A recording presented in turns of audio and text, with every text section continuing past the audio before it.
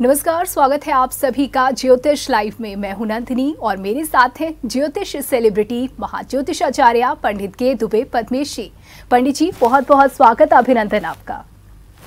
तो दर्शकों, ज्योतिष लाइव में हम बात करते हैं ग्रह और नक्षत्रों की बदलती चाल पर और इसका क्या कुछ हमारे जीवन पर प्रभाव पड़ेगा। इसके अलावा भी समय समय पर हम कुछ विषय ऐसे लेते रहते हैं जिनको जानने की उत्सुकता होती है। अमूमन जो विषय हमें रोचक लगते हैं, जिनको जानने की उत्सुकता होती है, उसे बड़ा सामान्य विषय माना जाता है, उसे रोचक माना जाता है, गूढ़ नहीं समझा जाता। लेकिन कुछ विषय ऐसे भी होते हैं जो रोचक लगने के साथ साथ बहुत गूढ़ भी होते हैं और उन्हें समझना आसान नहीं होता। और इसी मुश्किल को दूर करने के लिए हम मदद लेंगे पंडित जी से। पंडित जी, आज मैं चाहूंगी हमारे दर्शकों के साथ आपसे बातचीत करना, चर्चा करना एक ऐसे गूढ़ विषय पर जिस पर सभी को इंटरेस्ट होता है, सभी जानना चाहते हैं। बहुत सारे सवाल हमारे मन में होते हैं, लेकिन जवाब देने के लिए कोई सही इंसान नहीं सामने होता, कोई सही स्रोत नहीं होता है जानकारियों का। आज मैं आपसे पुनर्जन्म पर बात करना चाहूंगी पंडित जी। सबसे पहले तो ये बताएं कि क्या आप पुनर्जन्म में विश्वास रखते हैं, क्योंकि बहुत सारे लोग इसमें अलग अलग खेमे बटे हुए हैं। बहुत सारे लोग पुनर्जन्म में विश्वास करते हैं और कई लोग नहीं भी करते जी। अगर हम अपनी धर्म ग्रंथों की बात करें तो एक घटना मुझे स्मरण आती है। महाभारत महात्मा वेद व्यास द्वारा रचित ग्रंथ है, जिसका एक हिस्सा गीता है जी, जिसे कहते हैं भगवान कृष्ण ने उसमें संदेश दिया है कैसे जीवन जिया जाए जी, जो आज भी बहुत ही सामयिक है, आज भी सामयिक है। युद्ध समाप्त हो चुका है, 18 दिन का युद्ध के परिणाम आ चुके हैं। भीष्म पितामह मृत्यु की प्रतीक्षा कर रहे हैं कि किसी तरह से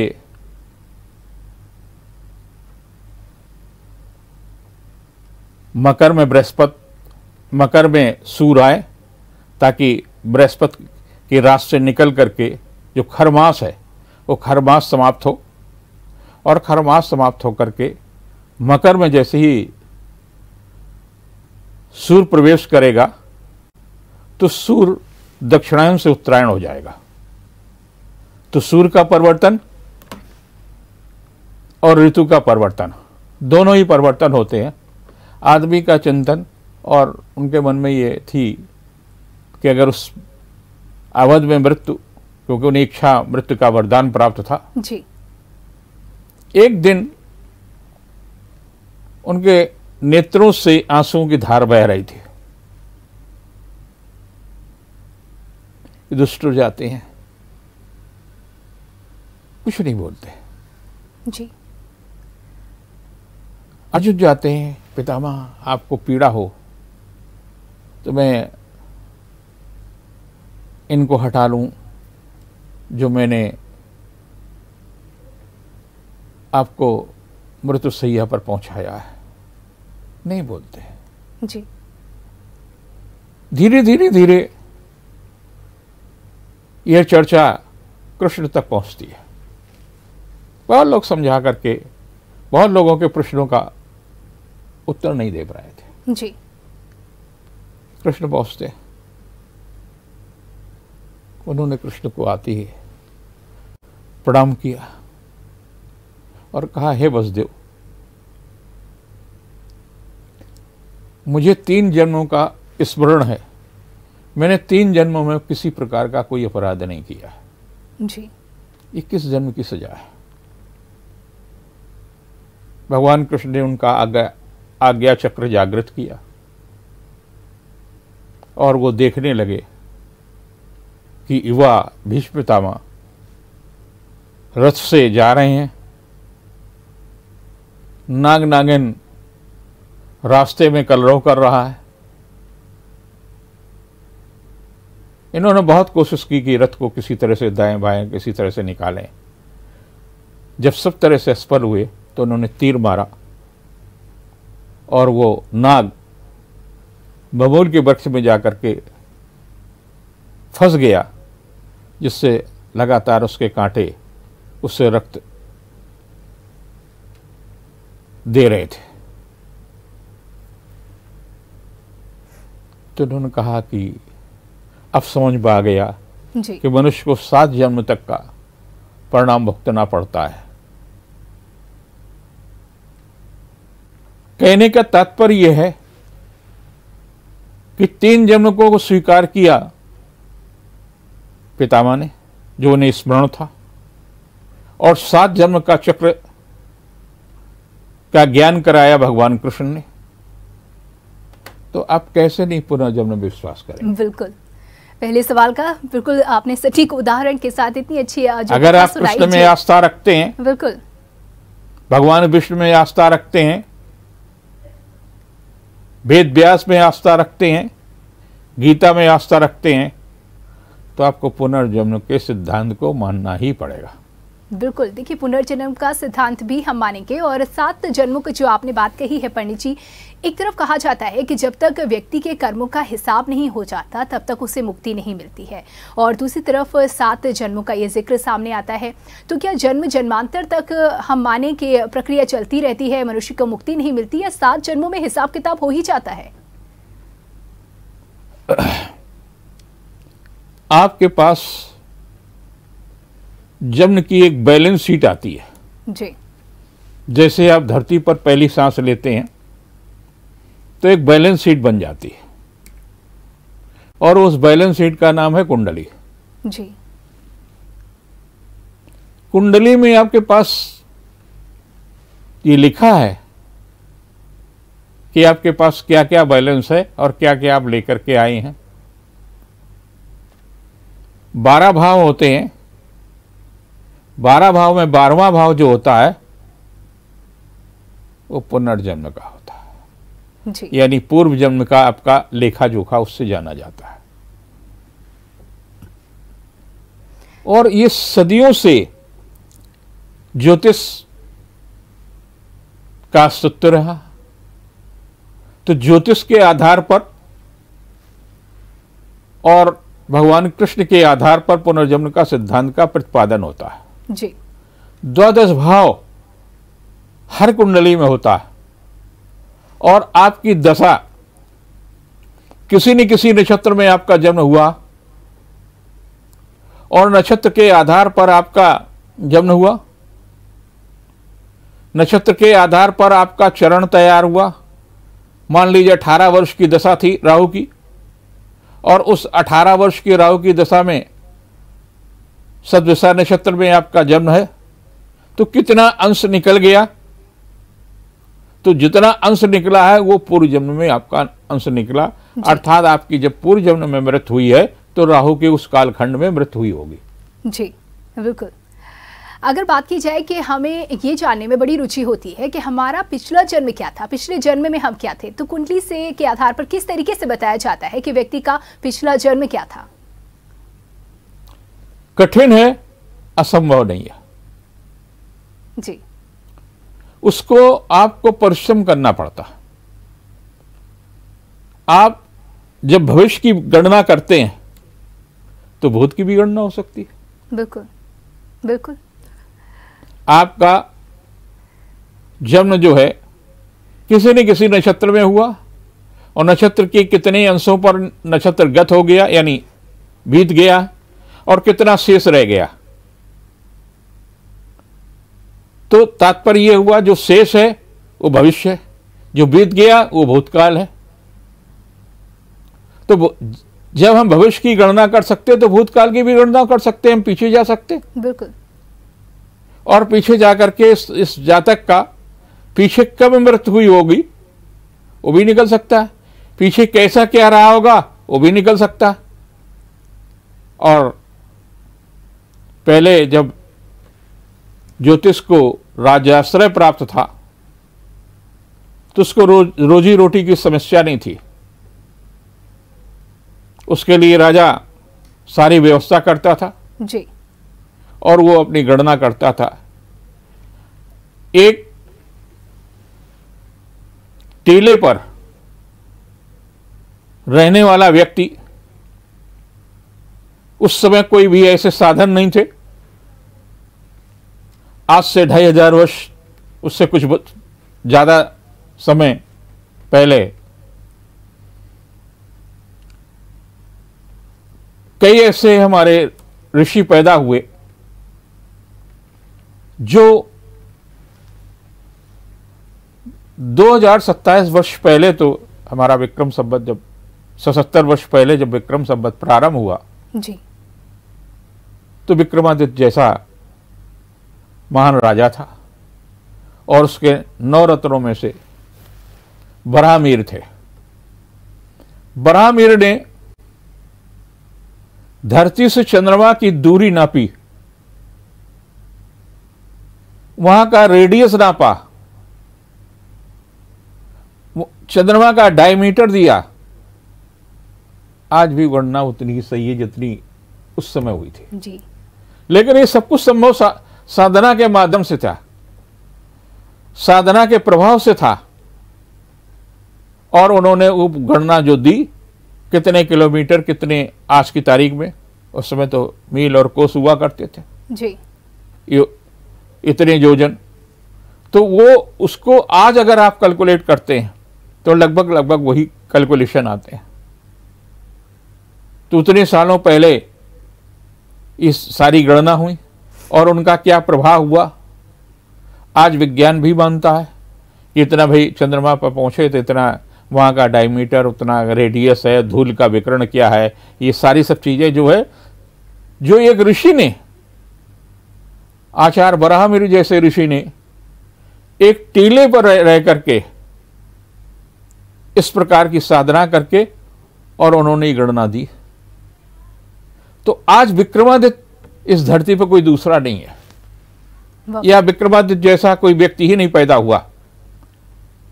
बहुत सारे लोग बराहमिर जैसी योग्यता रखते, यदि उन्हें अवसर प्राप्त होता, उन्हें अवसर नहीं मिला, क्योंकि उसको जब उसने ज्योतिष सीखना शुरू की तो ज्योतिष आज से 50 वर्ष पहले फुटपाथ पर आ गया था।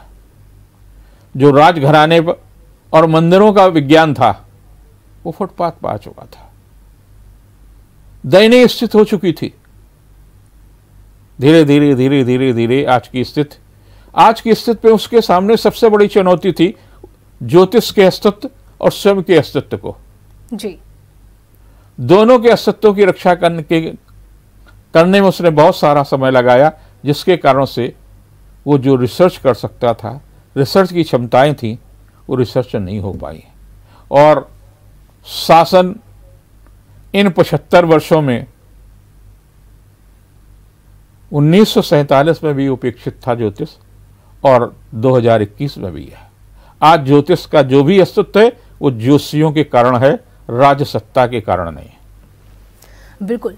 देखिए, जिस तरीके से आपने बताया कि जो स्थिति है ज्योतिष की, कहीं ना कहीं संघर्ष अभी भी जारी है, लेकिन बहुत ही बेहतरीन तरीके से आप लोगों ने संघर्ष किया है और वो मुकाम दिया है। ये बात सच है कि हाँ, राजनीतिक तौर पर या राजसत्ता के तौर से वो सहयोग नहीं मिला जो मिलना चाहिए था, और कहीं ना कहीं हम और आगे होते, आज और बेहतर स्थिति में होते। अगर बात की जाए कुंडली को लेकर के, पंडित जी, कुंडली में, एक सामान्य कुंडली में पिछले जन्म का जिक्र होता है, लेकिन क्या अगर क्षमता ज्यादा हो कुंडली बनाने वाले की, कैलकुलेशन सटीक हो, तो क्या पिछले कई जन्मों का हिसाब दिया जा सकता है? कम से कम एक जन्म का तो हिसाब होता ही होता है जी, उसको मिल ही सकता है। हाँ हाँ। कितने जन्म? एक मेरे पास कुंडली जी, कुंभ लग्न की आई है। ऐसे मैं कुछ चिंतन में था, हनुमान जी का कई दिनों से साधना कर रहा था, तो मैंने कहा कि आपको इस तरह के सपने आते हैं? उन्होंने कहा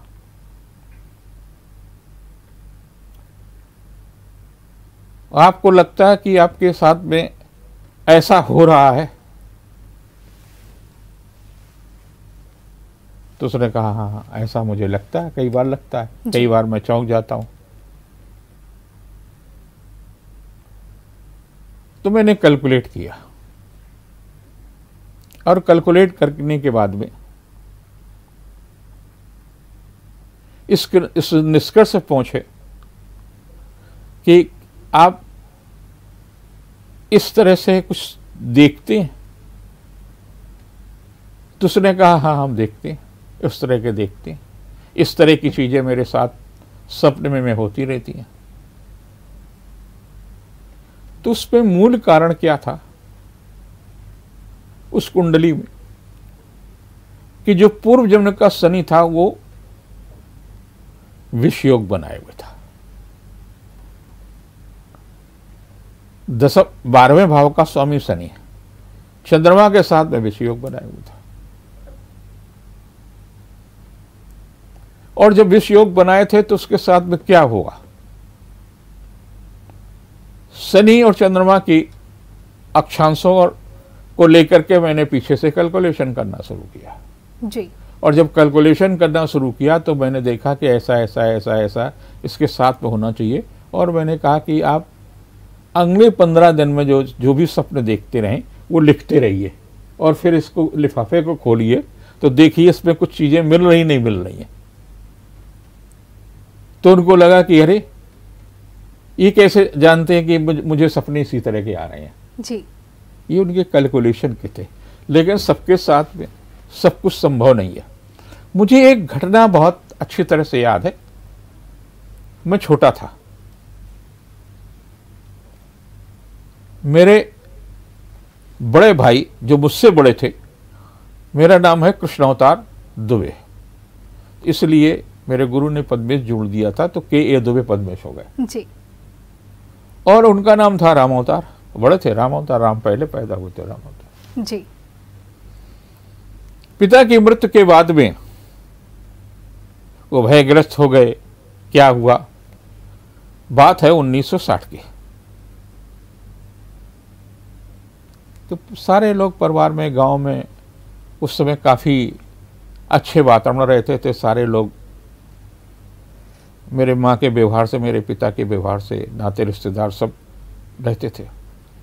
उनको भय या डिप्रेशन में जो भी रहा हो, कुछ न कुछ रहा और जो उनका इलाज चल रहा था गांव में ही, जबकि उस शहर में कानपुर में ही अपने बड़े भाई यानी हमारे बड़े भाई राम अवतार जी राम स्वरूप दुबे के साथ रहते थे।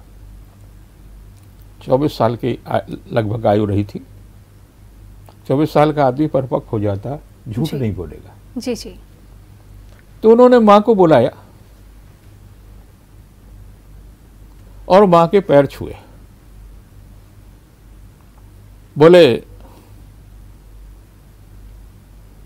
जितना ऋण हम आप पर था उतना हमने ले लिया है, अब मुझे ऋण मुक्त कर दो।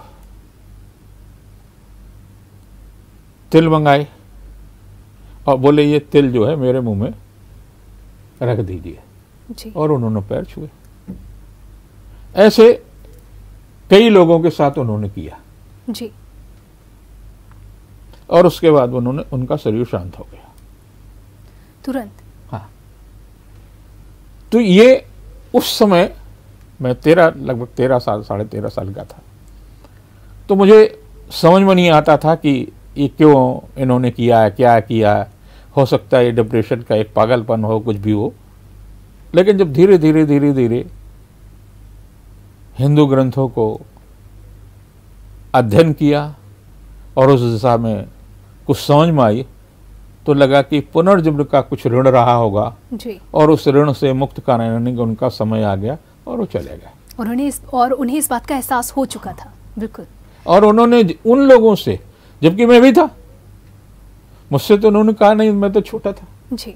हमें कुंभ तो प्यार करना चाहिए था। बिल्कुल। जबकि बड़े भैया से उन्होंने कुछ नहीं कहा, भाभी से कहा, एक हमारी मौसी थी उनसे कहा और 2-3 लोग थे गांव के लोग, उनसे सबसे उन्होंने क्षमा याचना करके उन्होंने अपने जीवन लीला को समाप्त किया जी। देखिए कितनी रोचक जितने सवाल हैं, कहीं ना कहीं उसके जवाब भी उतने ही रोचक सामने आ रहे हैं। ज्योतिष लाइव में आज हम समझ रहे हैं एक बहुत ही गूढ़ लेकिन रोचक विषय, पुनर्जन्म को।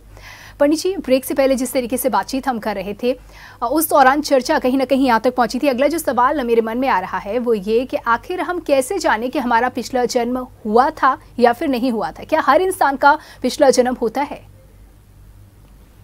आपके पास बैलेंस शीट है कुंडली जी। उसमें ये मालूम होता है कि आपने कितने वर्ष, कितने महीने, कितने दिन व्यतीत किए हैं दशा में। जी। अगर व्यतीत किए हैं तो पीछे का जन्म हुआ, पिछला जन्म हुआ। जी जी। और जब तक संस्कार शून्य नहीं होंगे तब तक मोक्ष नहीं हो सकता। जी, ये मोक्ष का भी बड़ा इसकी भी बड़ी कहानी है। हाँ। जी। कुंडली में जितने 12 भाव हैं, 12 भाव में पहला भाव अर्थ का, तो अर्थ हम कुंडली में देखते हैं कितना महत्वपूर्ण है कि हम दसम भाव से भी अर्थ देखते हैं, सप्तम भाव से भी अर्थ देखते हैं, द्वितीय भाव से भी अर्थ देखते हैं, और किस प्रकार से अर्थ आएगा, बुद्धि से आएगा, पैतृक प्राप्त होगा, ये सारा सब बोध अर्थ का हो गया। जी। अर्थ के बाद माता काम, यानी आपका विवाह हुआ तो विवाह का भाव जो है सप्तम भाव भार्या भाव है। सप्तम भाव का कारक आपकी पत्नी कैसी सुंदर होगी, आपका पति कैसा होगा, इन सारी सब चीज़ों की जानकारी, और आपका शारीरिक संबंध किस प्रकार का रहेगा, आयु के किस हिस्से तक रहेगा, क्या क्या बीमारियां हो सकती हैं, दाम्पत्य जीवन से संबंधित कैसे टूटेगा, कैसे। जी। तीसरा भाव आता है धर्म। धर्म का जो भाव है वो है नवम भाव। तो नवम भाव से आपको पता चलता है कि आपके अंदर धार्मिक क्षमताएं, आप पीछे से धर्म में क्या लेकर के आए, क्या नहीं लेकर के आए, ये सब कुछ उससे पता चलता है। और आखिरी चरण जो है हिंदू संस्कृति के जो 4 स्तंभ हैं, 4 स्तंभ में आखिरी इच्छा होती है सन्यासी की भी, महात्मा की भी, आम व्यक्ति की भी, मुझे मोक्ष प्राप्त हो, और मोक्ष के लिए एक आदर्श भाव। तो इस प्रकार से हम ज्योतिष के आधार पर भी तमाम सारी चीजें जान पाते हैं, पुनर्जन्म के बारे में भी जान पाते हैं कि आपके कितना बैलेंस लेकर के आए और कितना अभी आगे शेष है, मालूम हो जाता है। जिस समय आपकी मृत्यु हुई, देखिए कहीं न कहीं शरीर आपका त्याग हुआ, त्याग होने के समय कितनी बैलेंस दशा है, वो दशा आगे आपको मिलेगी। जी। कंटिन्यू प्रोसेस है, ये नहीं है कि आपको चंद्रमा की महादशा में आपकी मृत्यु हुई है और आप जो है मंगल की महादशा में या राहु की महादशा में किसी अन्य दशा में पैदा हुए। आपका जन्म अगर चंद्रमा के कई वर्ष शेष हैं तो आपका जन्म चंद्रमा की ही महादशा में होगा। जी। तो जिस समय आप जन्म लेंगे तो वो ये भी पता किया जा सकता है कि अगला जन्म कब और कहाँ और कैसे होगा। देखिए, समाज है, समाज में तमाम बातें प्रचलित होती हैं और वो हमारे कानों में पड़ती रहती हैं, और यही वजह कि कुछ कन्फ्यूजन सामने आते हैं, कुछ सवाल सामने आते हैं। मैं बात कर रही हूँ एक ऐसी बात की, एक ऐसी वक्तव्य की, जब कहा जाता है कि इंसान को अपने कर्मों का फल इसी जन्म में भुगतना पड़ता है। तो कभी कभी ये भी कहा जाता है कि पिछले जन्मों के कर्म हैं जिसका हमें फल भुगतना पड़ रहा है, या पिछले जन्मों के कर्म है जिसकी वजह से हमें ये सब प्राप्त हुआ, यानी कि अच्छा कुछ हमने किया और हमें अच्छा मिला।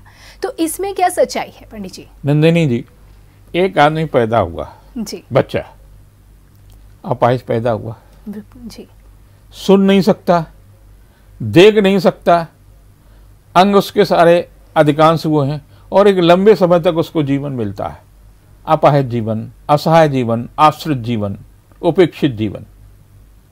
तो उसने कौन सा कर्म खराब इस जन्म में आकर के कर लिए थे जिसके कारण से उसको ये मिला? जी। इसका केवल उत्तर आप बताएं। बिल्कुल, इससे बिल्कुल समझा जा सकता है कि एक बच्चा ऐसा क्या कर सकता है कि वो तो पैदा ही हुआ, पैदा होते तो उसने कोई खराब कर्म कर नहीं लिए। जी, ये तो बात हो गई बच्चे की। अगर किसी बड़े ऐसे इंसान की हम बात करें जिसने अपने जीवन के कुछ वर्षों को जिया है, काफ़ी कर्म किए हैं, और ऐसा लगता है कि उसने ऐसा कुछ भी नहीं किया जो पाप की श्रेणी में आता हो, फिर भी कभी कभी कुछ ऐसी चीज़ें भुगतनी पड़ जाती हैं, और फिर कहा जाता है कि ईश्वर ने आपको इस लायक समझा कि वो आपकी परीक्षा ले।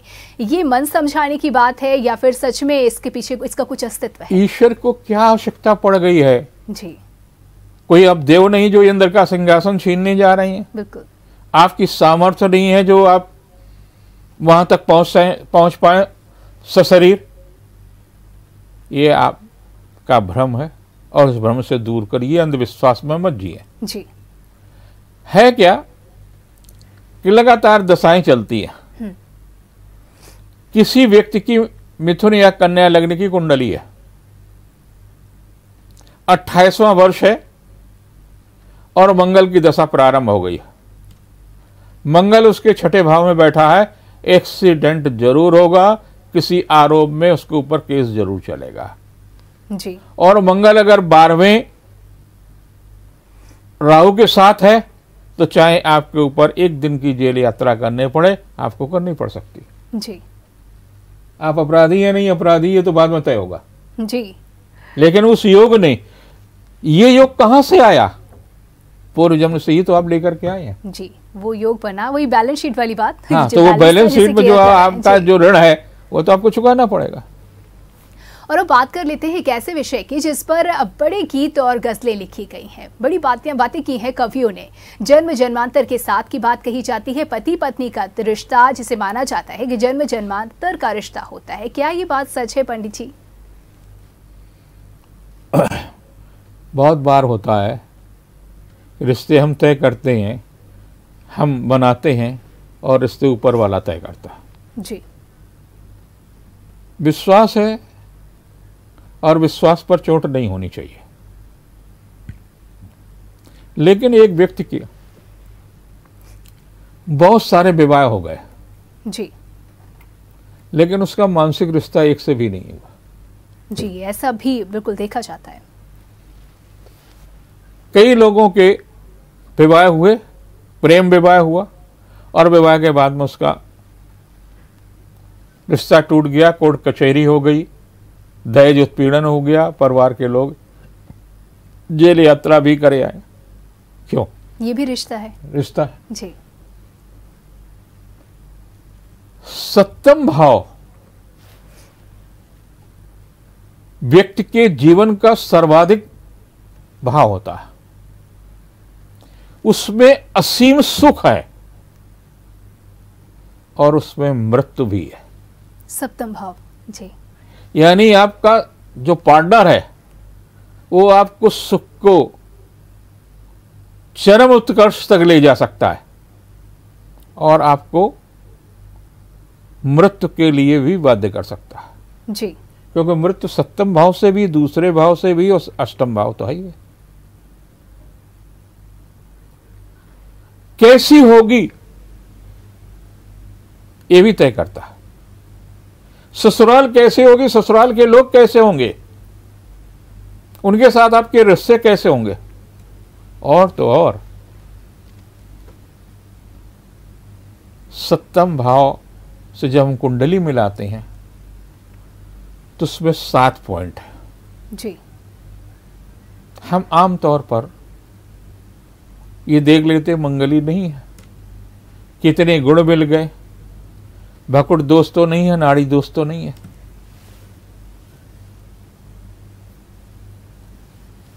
और अगर ये नहीं है तो बहुत अच्छा सा रिश्ता है जी। लेकिन बड़े छोटे छोटे से उसमें पॉइंट है। उन पॉइंट्स पर कभी भी पंडित जी भी ध्यान नहीं देते हैं और वो पॉइंट इतना महत्वपूर्ण होता है कि सारी जिंदगी को तबाह है। यानी 32 और 33 गुण मिलने के बाद में तलाक हो गया जी। कह सकते हैं कि ये भूल होती है उनसे। नहीं, उसका महत्व ही नहीं समझते जी। भूल तो तब होगी जब हम भूल जानेंगे। हम महत्व समझे। जी जी। योनि के पॉइंट है। योनि मित्र योनि भी हो सकती है, शत्रु योनि भी हो सकती है और सामान्य भी हो सकती है जी। यानी उससे आपके फिजिकल रिलेशन कैसे रहेंगे पति पत्नी के, ये तय होता है जी। और ये सबसे ज्यादा महत्वपूर्ण। और ये जब महत्वपूर्ण हिस्सा छूट जाता है तो तलाक हो जाता है। आरोप ये लगता है कि साहब लड़की में ये कमी थी, लड़के में ये कमी थी, और लड़की घर आ जाता है, लड़का घर आ जाता है जी।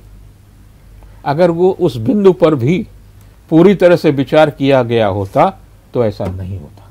निश्चित तौर पर देखिए, ये तो स्पष्ट है कि पुनर्जन्म होता है और हमें कभी कभी, जैसे कि आपने जिक्र किया, कि कुछ लोगों को याद भी रहता है, कुछ ऐसे स्वप्न आते हैं जो कहीं ना कहीं इशारा करते हैं हमारे पिछले जन्म की गतिविधियों पर, मुख्य घटनाओं पर। सवाल ये है कि आखिर हमें अपना पिछला जन्म याद क्यों नहीं होता है, जबकि पुराने समय में काफी ऐसी बातें मिली हैं जहां कुछ लोगों को पुनर्जन्म याद होता था। नंदिनी जी, आज कौन सा दिन है? आज रविवार है पंडित जी। पिछले शुक्रवार को रात में हमने क्या क्या खाया था और कितनी रोटियां खाई थी? नहीं याद है। नहीं याद है। जब आपको 4-5 दिन पहले की बात नहीं याद होगी और अगर व्यक्ति को सारी सब चीजें याद हो जाएं तो तनाव में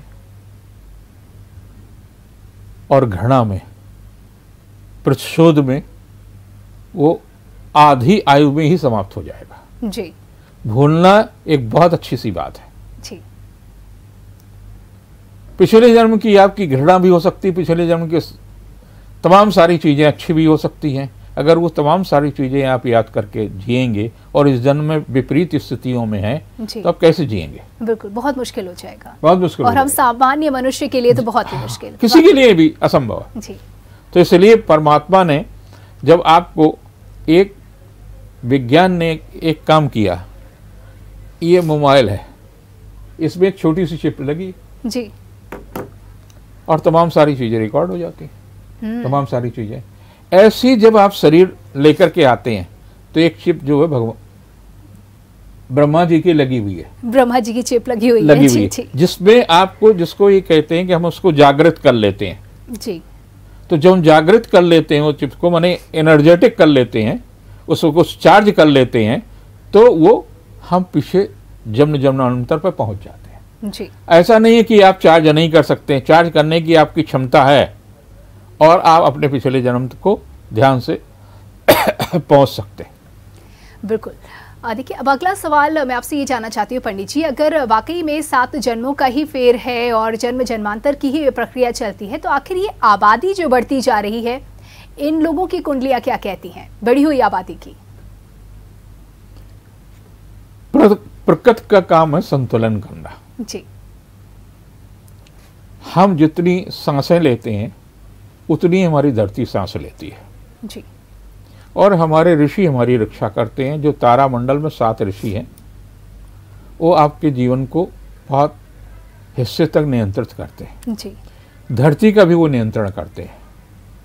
और जब ज़्यादा पॉपुलेशन हो जाती, बोझ हो जाती धरती पर, तो महामारी, प्रकृति में तमाम प्रकार का काम शुरू हो जाता है। और वो काम तब तक शुरू रहता है जब तक कि संतुलन नहीं हो। उदाहरण हमारे सामने भी हैं। और उदाहरण आप देख रहे हैं और आगे भी देखते रहेंगे। एक झटके में कोरोना में कितने लोग चले गए? बिल्कुल। एक झटके में तमाम, एक तूफान आता, कितने लोग निपट जाते हैं। अपने देश में देख ली, पराये देशों में देख ली, कहीं भी देख लीजिए।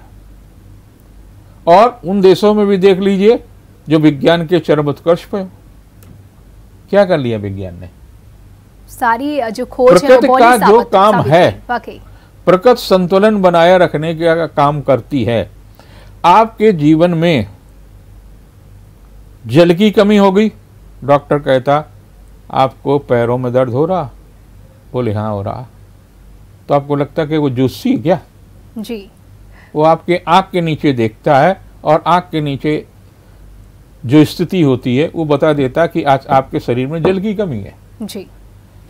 तो इसी प्रकार से शरीर को संतुलन रखने के लिए हमारे जो तत्व हैं वो तत्व अगर अनुपातिक रूप से सही है तो ठीक है, तो आपकी पॉपुलेशन बढ़ेगी नहीं। और धरती यानी जो प्रकृति है वो प्रकृति अपने आप संतुलन ठीक कर लेगी और अगले कुछ वर्षों में धरती अपना संतुलन ठीक कर लेगी। जी। पंडित जी, अब आखिरी सवाल, बस आज का ये आखिरी सवाल ये कि क्या पिछले जन्म में जो लोग हमारे साथ होते हैं, यानी कि पिछले जन्म में जो दुनिया हमारे आसपास होती है, अगले जन्म में उन्हीं लोगों के साथ हमें समय बिताना होता है, ये पक्का होता है? आपने अगर किसी से ऋण लिया है जी, तो किसी न किसी तरह से अगले जन्म में आपको ऋण चुकाना पड़ेगा। जी। आपने, आपके साथ आपने अच्छा किया है तो कहीं न कहीं किसी न किसी रूप में, भाई के रूप में, बहन के रूप में, आज आप देखिए एक पिता, पढ़ा लिखा पिता पत्नी की हत्या कर देता, बच्चों की हत्या कर देता है। एक पढ़ी लिखी माँ जो है बच्चों की हत्या करके खुद फांसी पर लटक जाती है। जी। ये क्या है? और कोई पहली बार नहीं हुआ और ना आखिरी बार हुआ, आगे भी होगा। देखिए, लगभग बहुत सारे सवाल थे इस पुनर्जन्म को लेकर के। पंडित जी, आपने जिस तरीके से जवाब दिया, मुझे पूरी उम्मीद है कि हमारे दर्शकों को भी उनके सवालों का जवाब मिला होगा। बहुत बहुत धन्यवाद पंडित जी इन तमाम जानकारियों के लिए। इसी के साथ ही आज के ज्योतिष लाइव में इतना ही, दीजिए इजाजत, नमस्कार।